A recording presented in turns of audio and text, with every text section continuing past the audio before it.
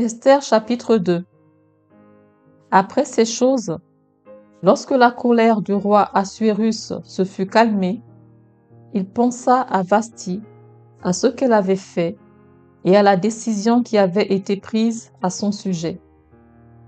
Alors ceux qui servaient le roi dirent: qu'on cherche pour le roi des jeunes filles, vierges et belles de figure, que le roi établisse dans toutes les provinces de son royaume des commissaires chargés de rassembler toutes les jeunes filles, vierges et belles de figure, à Suse, la capitale, dans la maison des femmes, sous la surveillance des guets, eunuques du roi et gardiens des femmes, qui leur donnera les choses nécessaires pour leur toilette.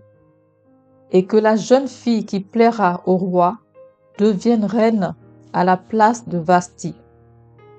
Cet avis eut l'approbation du roi, et il fit ainsi.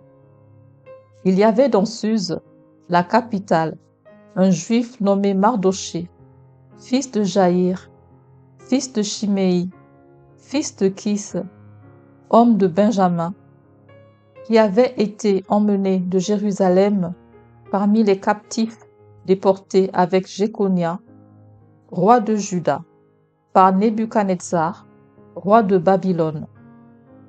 Il élevait Hadassa, qui est Esther, fille de son oncle, car elle n'avait ni père ni mère.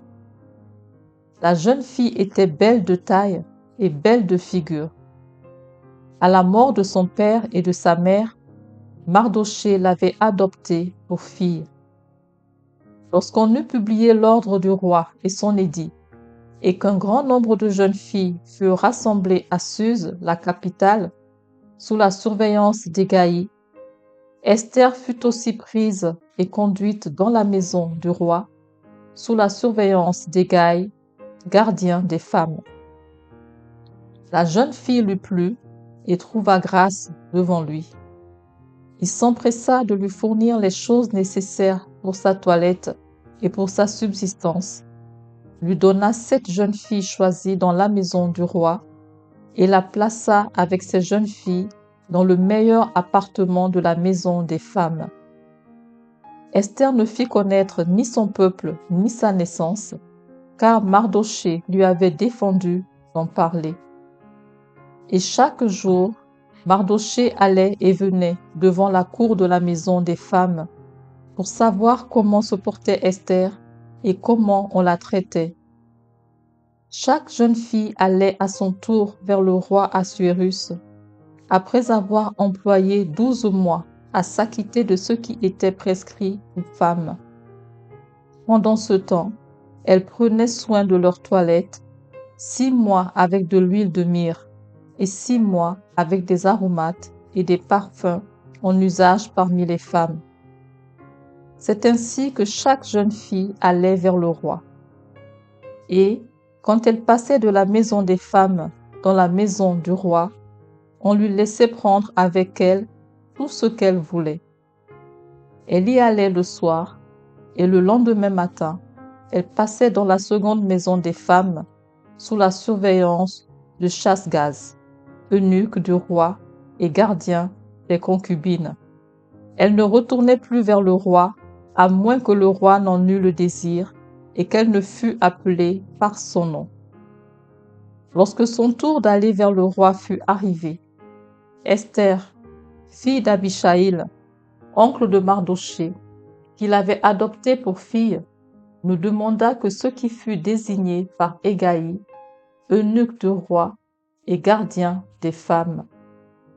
Esther trouvait grâce aux yeux de tous ceux qui la voyaient. Esther fut conduite auprès du roi Assuérus dans sa maison royale le 10e mois, qui est le mois de Tébet, la 7e année de son règne. Le roi aima Esther plus que toutes les autres femmes, et elle obtint grâce et faveur devant lui plus que toutes les autres jeunes filles. Il mit la couronne royale sur sa tête et la fit reine à la place de Vasthi. Le roi donna un grand festin à tous ses princes et à ses serviteurs, un festin en l'honneur d'Esther. Il accorda du repos aux provinces et fit des présents avec une libéralité royale.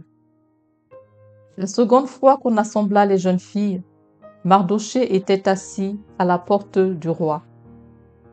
Esther n'avait fait connaître ni sa naissance, ni son peuple, car Mardochée le lui avait défendu, et elle suivait les ordres de Mardochée aussi fidèlement qu'à l'époque où elle était sous sa tutelle.